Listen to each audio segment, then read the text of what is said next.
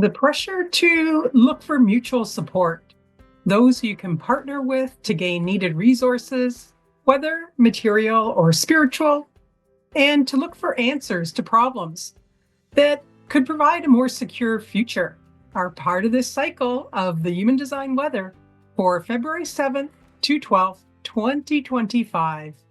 Massive waves of emotionality in the ocean of humanity are going to be churning by the time this cycle ends.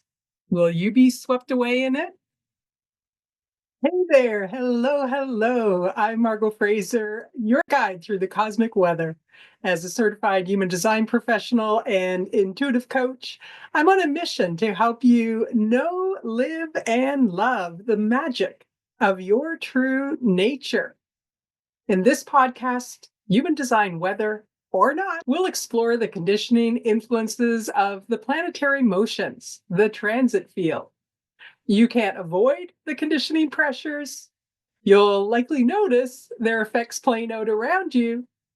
But rather than you reacting and being pulled off track, this awareness will empower you to navigate the cycles, staying true to your authentic nature and taking advantage of the opportunities that are there when correct for you. Let's get started. This cycle begins February 7th at 2:56 a.m. and goes until February 12th at 4:22 p.m. Mountain Standard Time. In Universal Time Coordinates, UTC, that's February 7th at 9:56 a.m. until February 12th at 11:22 p.m. So remember to convert that to your own time zone so you know when it starts and ends for you.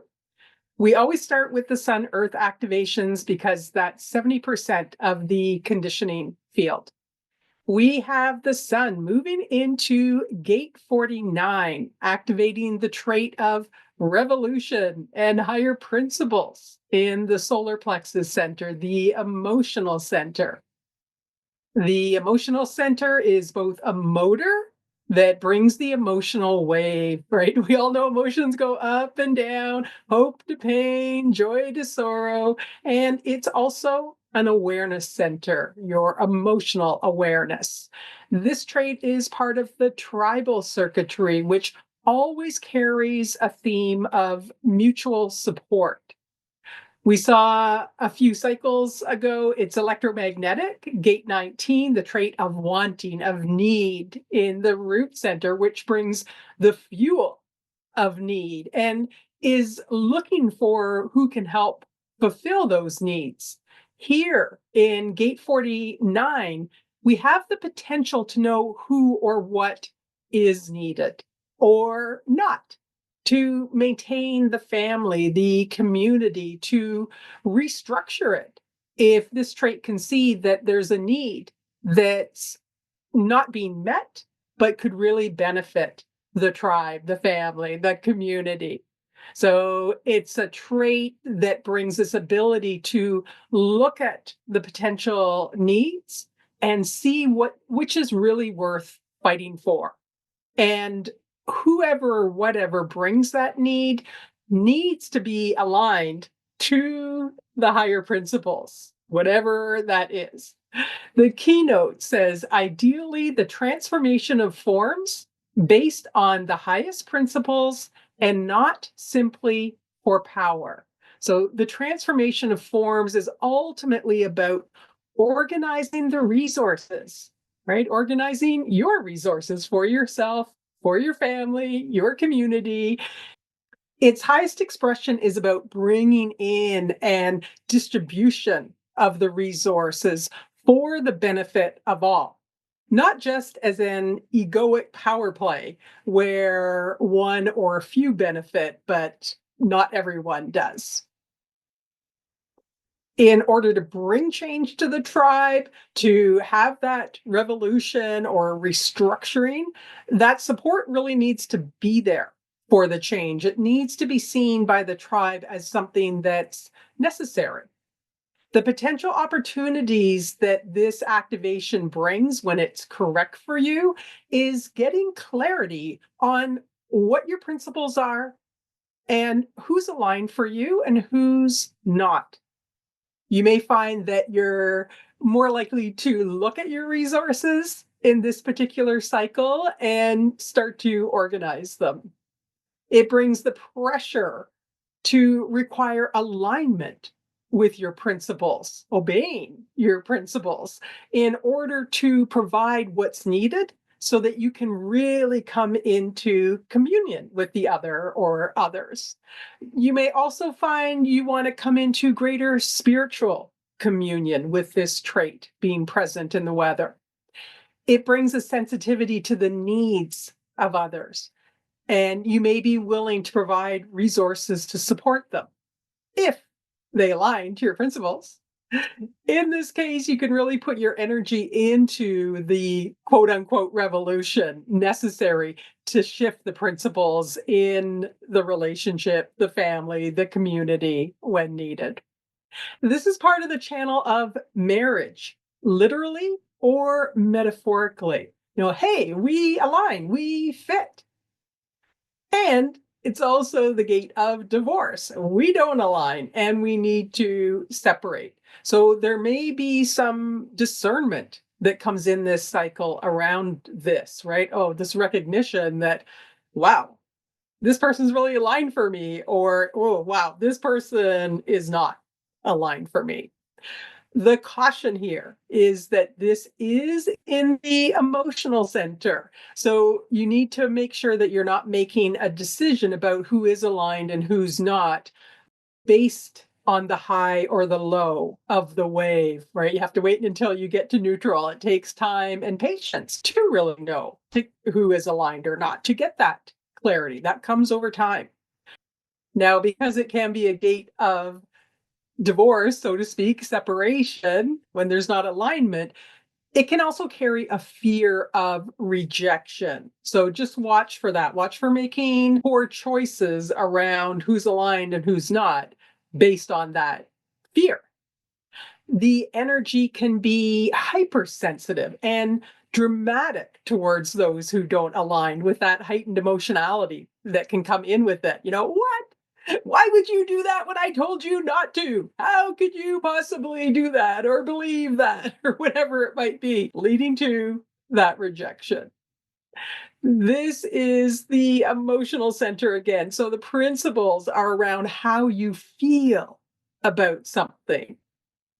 This is not logic. So it's not necessarily going to be rooted in logic. So don't be too fast to accept or reject someone, something. It takes time to know what's truly aligned, who's truly aligned or not. And a hasty decision could lead to regret or wasting energy. So just a reminder to follow your strategy and authority around that. Now, the Earth has moved into gate 4, the trait of youthful folly in the Ajna center, the seat of the mind.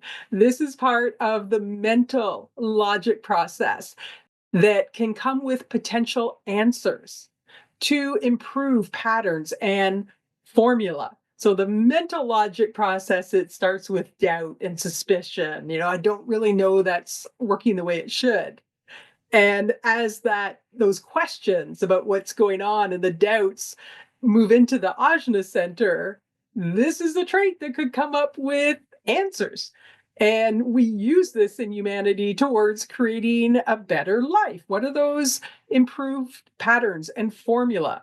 This is the theoretical mind, though. So don't take it as this is the answer.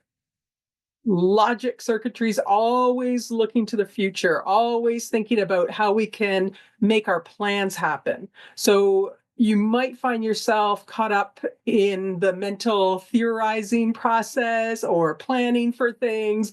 Logic always wants safety, predictability, and reliability. So sometimes it has a tougher time when there's uncertainty. The opportunity is to just enjoy the mental exploration of potential ways to achieve your objectives or pondering on what's not working in our collective society, our institutions. Knowing that it will take time and investigation, the details, the facts have to be there to really formulate what might work. So it's just potentials at this time, which is why it's called youthful folly. Oh, the answer could be this, could be this, could be this. So you may hear a lot of people expressing, and yourself potentially expressing, oh, wow, could be the answer. This could be the answer. Again, just don't grab onto it as the answer. That's the caution that comes in with this particular trait. Watch that you're not jumping to conclusions. Again, they're just potentials at this stage. This trait could have you feeling a bit of fear around chaos, fear around uncertainty in your path forward, and could have you taking hasty action to try to bring some semblance of certainty. So remember that your mind is not how you make your decisions in your life or what's correct for you. It's your strategy and authority. So just watching this cycle that you're not giving authority over to your mind to make your decisions. The mental processes all end at the throat center with the expression to share with others with all the details and the facts in place. When we look at the Sun Earth positions together, you may find yourself thinking about how to reliably get the needed resources. Who are the reliable people in your life? Or jumping into a relationship that you think will be the answer to get the resources that you need to bring more certainty to your life. Again, gate 49 is emotional. It takes time. And decisions for your life aren't to be made from the mind's processes. We have one medium term and one long term channel that are impacting all of us this cycle. We look at any channels that are being created by the transit field because it impacts everyone in the world. Either you have it in your chart or the transit field is bringing it in and activating it. Let's look at our medium term channel first. So this is coming in on February 11th at 4:19 a.m., going until February 18th at 6:05 a.m. Mountain Standard Time. UTC, that's February 11th at 11:19 a.m., going until February 18th at 1:35 p.m. This is the channel of recognition of feelings, a design of focused energy, where gate 41, the trait of contraction and decrease, meets gate 30, the trait of desire. It's part of the abstract experiential circuitry.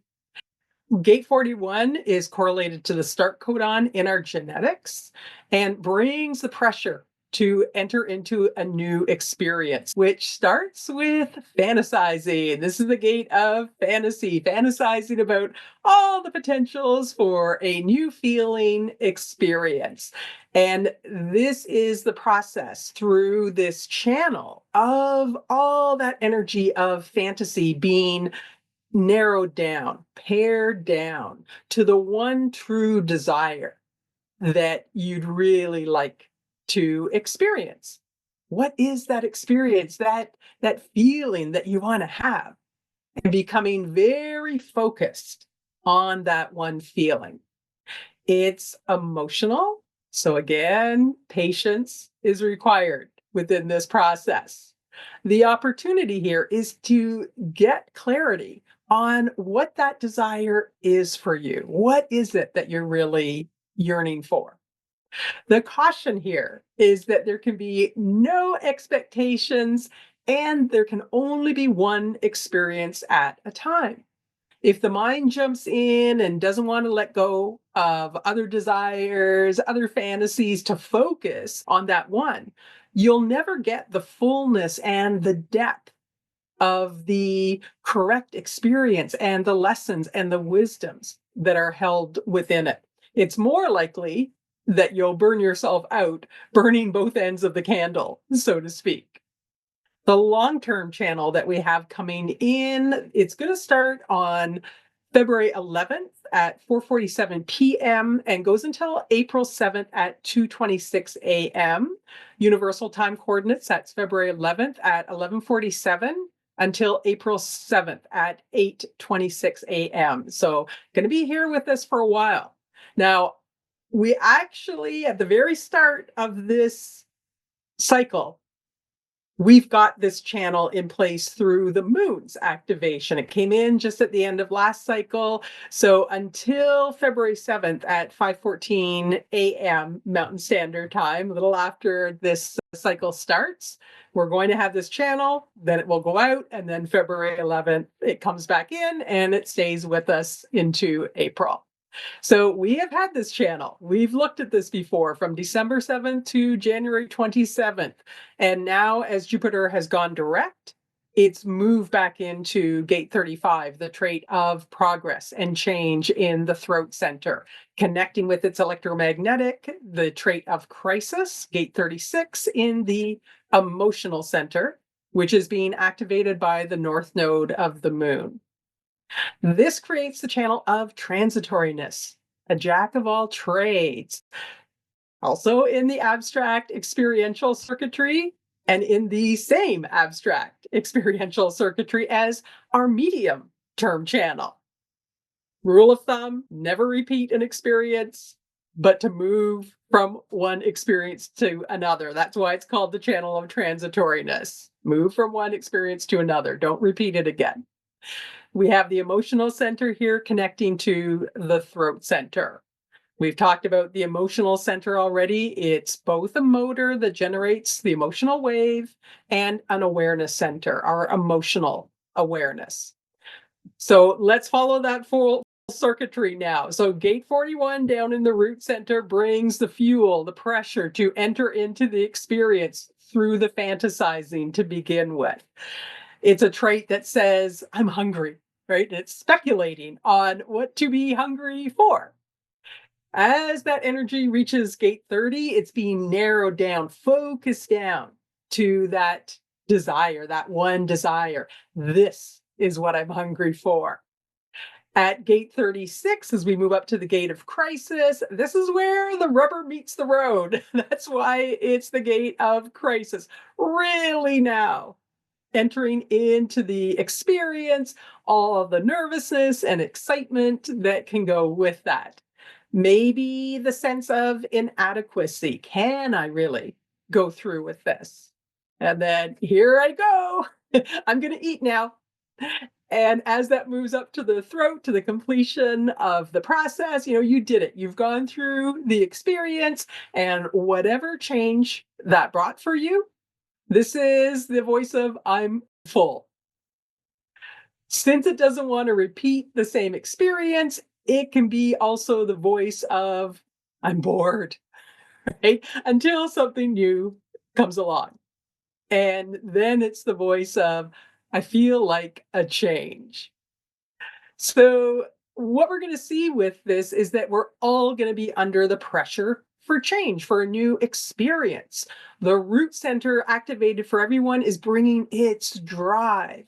The emotional center for everyone is bringing those ups and downs, desire, crisis, the waves of expectation in the not self that can come crashing down in disappointment. The throat center for everyone being activated to want to manifest that change and share. Keep in mind that if you're looking at your chart and you see any of those centers, the root, the emotional center, the solar plexus center, the root's the very bottom square, the emotional center is the lower right triangle, or the throat center, the uppermost square. If they're white in your chart, which means they're undefined in human design lingo, you're going to take in and amplify those pressures. Since most of the world is not self, we're going to see a lot of jumping under this pressure. So lots of people creating expectations, talking about unmet expectations, which brings disappointment, jumping into things that were not correct and it not going well because it wasn't correct according to strategy and authority. So remember that just because all this pressure is there doesn't necessarily mean that it's correct for you, doesn't mean that you need to react to it. unless it truly is correct according to your strategy and authority. So buckle in, get those surfboards out, ready to ride these emotional waves. About 50% of you normally have that emotional center undefined, and 50% of you have it defined. When it's undefined, you take in and amplify about 200%. Really make sure that there's no emotional decision making going on through this time. If it is correct for you to enter into an experience, or maybe you're already in one and this gives you some momentum to carry through to the next step or bring something to completion, then these frequencies are really going to help you to move through the experience and bring confidence that you can. Okay, we have one channel being created by the transit of the moon, which means it's just a little taster, a little sample, just because the moon only stays in a gate for about 10 to 11 hours, give or take. And guess what? It's another emotional channel. So you've seen the big theme for this cycle? Oh my gosh. February 7th at 3:05 p.m. going until February 8th at 12:15 a.m. Mountain Standard Time. UTC, that's February 7th at 10:05 p.m. going until February 8th at 7:59 a.m. We have the channel of openness, a design of a social being, with the moon moving into gate 12, the trait of caution or incaution in the throat center, connecting with its electromagnetic, which is Saturn's position, sitting in gate 22, the trait of grace or disgrace in that emotional solar plexus center. This is part of the individual circuitry, which brings its themes of mutation, bringing something new through, of knowing, and of empowerment. This channel brings the pressure to be socially open or closed. It can be moody, it can be romantic, it can be passionate or not. It's the only social channel in the individual circuitry. So it brings a chameleon like quality to the freakiness of the individual. And I use that freakiness, that weirdness of individuality in the best way possible. We're all here to be ourselves. Here, it's a place where the individual can fit in with the tribe and the collective. It seems like, oh yeah, they're one of us. And that makes it easier to bring through the mutation, to bring through something new in the way that we relate to each other. A spark that could potentially be taken up by the tribe and the collective. It can bring a real grace and politeness to interactions and a built-in cautionness to expression from knowing that the tribe and the collective aren't always ready to receive that mutation, that new whatever it is that wants to be brought forward. So it can be patient or not. It can bring rudeness, aggressiveness, disgrace to interactions, and incautiousness in expression, splattering its mood all over others. It's a channel of making music together, literally and romantically. It can be fickle, it's individual, so it can turn on a dime. Very, very acoustic, attuned to the pitch and the quality of other people's voices, for example. The opportunity it brings is the possibility of bringing your unique expression to social interactions that shifts them. The caution is that if you pulse down into the mood, the bad mood, let's call it, of this, you may just want to withdraw and be more socially closed rather than bringing that to a social situation. So there can be emotional volatility here. You've got the emotional center with a direct connection up to the throat center. Blah. Bringing that emotionality out. That brings us to our long term transits. And the long term transits are created by the outer planets and the nodes. They're here with us for a longer period of time, years in some cases. And so your not self mind might start thinking that they're part of you, even when it's not something that you have in your own design. The real story here is the level of emotionality coming in, especially by the end of the cycle and for the next while through those medium term and long term themes. Not only is the sun in the solar plexus emotional center, but the north and south nodes associated with our environment, our perspective, our direction is in the gates of experiential crisis and tribal conflict in the emotional center. Saturn, which brings its discipline, its constraint, its consequences, sitting in gate 22, the gate of grace or disgrace in the emotional center, and Jupiter. Right now, as we start the cycle, bringing expansion of our gullibility to propaganda, it's sitting in detriment. So there's a higher risk of, oh, yeah, that must be right. Oh, whatever they're saying, yeah, yeah, that's right. And not asking the questions, looking into the facts to make sure that it's correct. On the 11th, though, it's going to go direct, move back into gate 35 with its experiential progress, change, boredom in that throat center, connecting with that gate of crisis. We've talked about that, creating that emotional channel of transitoriness, the jack of all trades.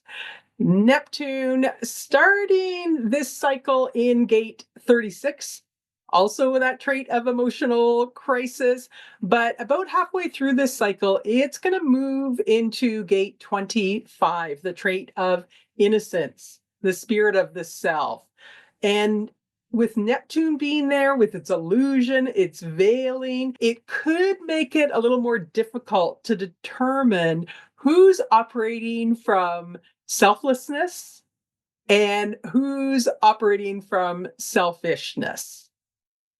Pluto sitting in that gate of contraction, gate 41 in the root center, telling us that our inner truth comes through experiences and fantasizing about experiences can bring a great opportunity to utilize our imagination.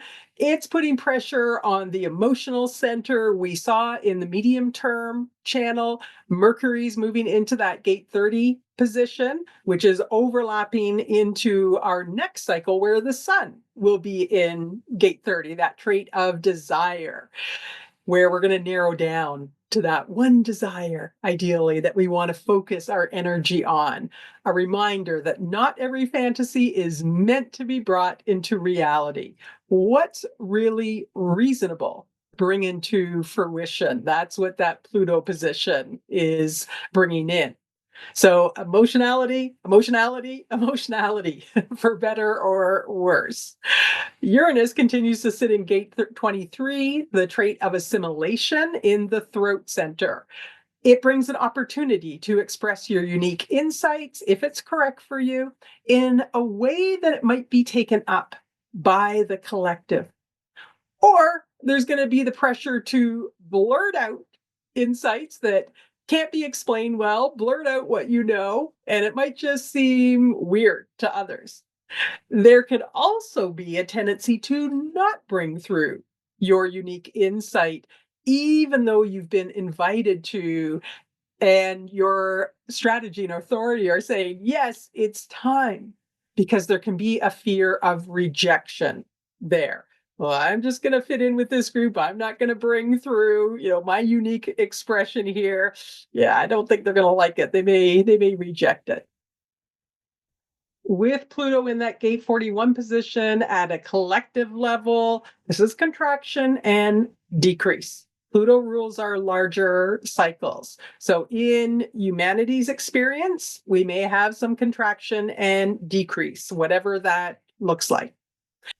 So, altogether, here in this background of conflict and crisis, new experiences may open up that could bring opportunities for growth and development. It may bring more social openness and grace, opportunities to find those aligned to your principles and whom you can commune with spiritually and gather needed resources. There may be the opportunity to explain what you know well to increase tolerances and unveiling of acts of selflessness in those uncharted waters of the experiences. Or in this environment of conflict and crisis, there may be disappointment and anger, volatility at unmet expectations. There could be boredom, a sense of feeling stuck, and a moodiness, being closed off to others, feeling rejected and hypersensitive to those who don't align with you, and the shock of what you thought was selfless actually being unveiled as coming from ego and selfishness. All possibilities. The keynotes can be put together in different ways. It's just to give you a flavor of what's there in the transit field. This brings us to the end of the cosmic weather for this cycle. If you want to run your own chart, you can go to jovianarchive.com. And if you're new to human design and you just want to understand the basics of the body graph, what are the different geometric shapes about, and the red and the black, and maybe a little bit of basic background on the human design system, you can grab my free Human Design Basics mini course. It's at margotgfraser.com/human hyphen design. You'll also find different opportunities for readings there if you're looking to understand your design in a deeper way. If you enjoyed this podcast, I would be so grateful if you could give the episode a like and perhaps even subscribe to the podcast. All right, so be ready to ride those emotional waves. It does bring an opportunity to go deeper into feelings and the perspectives and awarenesses that can come through the emotional waves. Avoid emotional decision making, especially if you have an undefined emotional center, and ride it out to neutral if it is defined for you so you get that clarity. Wait for the experience that truly is correct for you. And watch that you don't grab onto potential answers that come in to solve a problem for you, that you're not just grabbing onto it as the answer. It's going to require some more delving in and investigation. All right. Well, have a great cycle and may you know, love, and live the magic of your true nature. Until next time, bye for now.